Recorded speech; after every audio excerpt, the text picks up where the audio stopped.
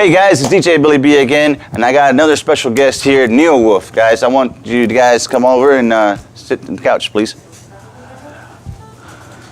How you guys doing? Good. Grab a mic. All right, introduce yourselves, please.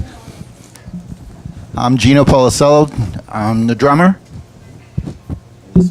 Michael Rea on bass. Andrew Geiger on vocals and guitars. All right, guys. So, like I told the other guys, where did you guys start at, and what influenced you guys?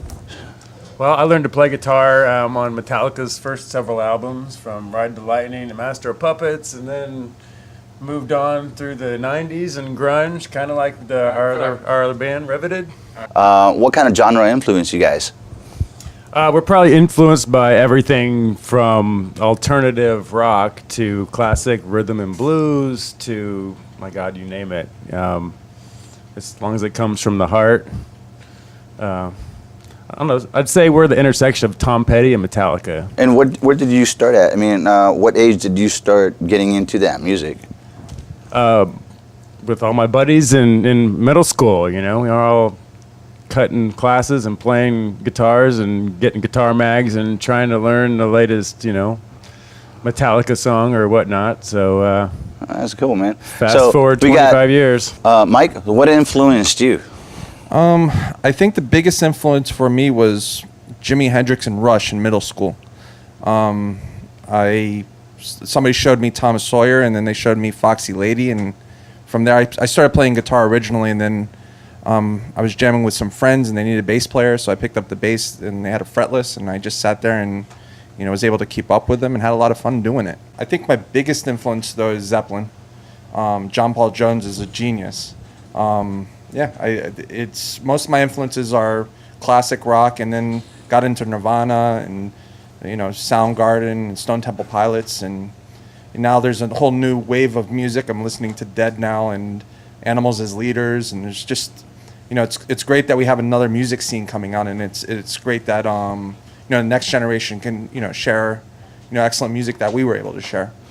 So that's pretty much what my influences are. And I see that you mentioned Rush, man, and Rush was one of my biggest influences growing up.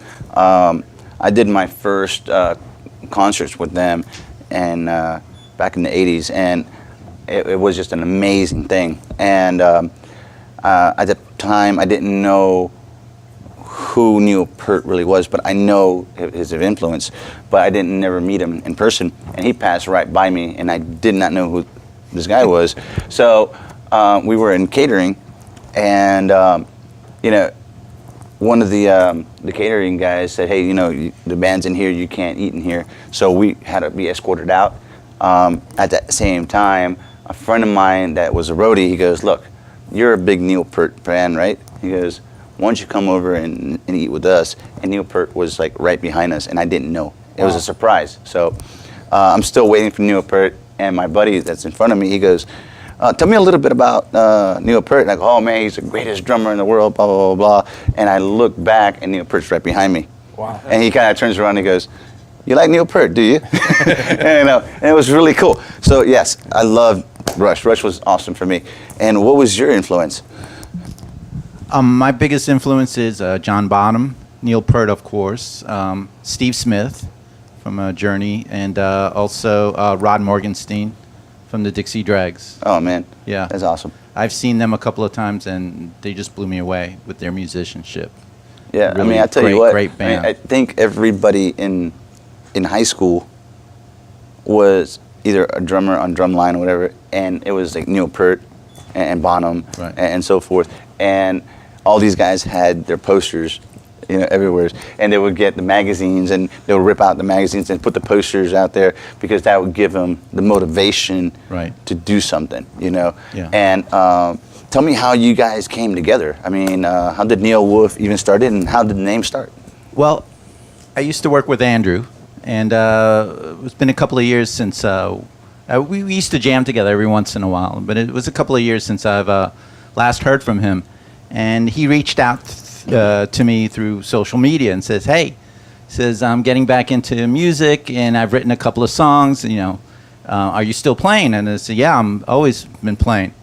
And we got together, and and he sent me. And it's funny enough, he does these recordings on his phone, his iPhone, and he sends me his recordings through Messenger. And I'm thinking it's a couple of riffs here and there, but no, they were like fully written out, structured songs. So I was just blown away by his songs. And we got together a couple of times, and then Michael was out of town during that time, and then I reached out to him and says, would you be interested? And I forwarded Andrew's songs to him, and same response. He said, we got to get together. So that's how it all started. That's the beautiful thing about the bands, and what I've tried to create within my Facebook is to network within each other. A lot of the bands, they're like totally against each other, and they're always battling against each other. And I've created a Facebook page just for networking. Put your band dates up there, put your posters up there, let us know what your next event is going to be. If you have original videos, put it on that page. If you go to Billie-B artist networking page, and that's what it's all about. It's a community of artists getting together and being one, not being against each other. I know that sometimes influences and all these other stuff, gets in the way, and we tend to kind of lose that connection of actually why we're doing this, and this is a beautiful thing right here because they have a connection that it's awesome. You're beautiful, man. That elephant is beautiful, guys. All right. So yeah, and so how did NEOWULF the name came up? That's Andrew. Andrew could tell you. Man, we were like over getting a band name. We came up with 300 band names. It all sounded cool, and every time we'd look them up, they were used. And we got to a point where we're just like, just pick something. And I was looking at something that was like the name Beowulf, which is classic. I dig it. Classic I dig literature, and changed the B to an N, and yeah, it's awesome. A new name. So I dig it because my last name is Lopez, which translates to Lobo. So, hey man, I got NEOWULF here. Thank you guys. One more question, guys. Local Locals, what does that mean to you, and what brought you to Local Locals Fan Fest? it means local community and fellowship and music and fun and being together and playing some rock and roll before we die here, For a good cause. Michael? For a very good cause. Yeah. Greg told me about what you were doing here with the local locals. It's a tongue and then twister. yeah. And then when I saw what it was for, I kind of put myself, I empathized with what her mom can be going through. I have 2 children, and they're teenagers now, but I can't even imagine what she's going through right now. And it's she's going to need all the support she can get, and if this is going to help her, then we're in. And whatever we can do to help is what we'll do. And we'll keep her in our prayers, and she's going to wake up and she's going to be she's going to be surprised at the support she has. But it's very sad what's going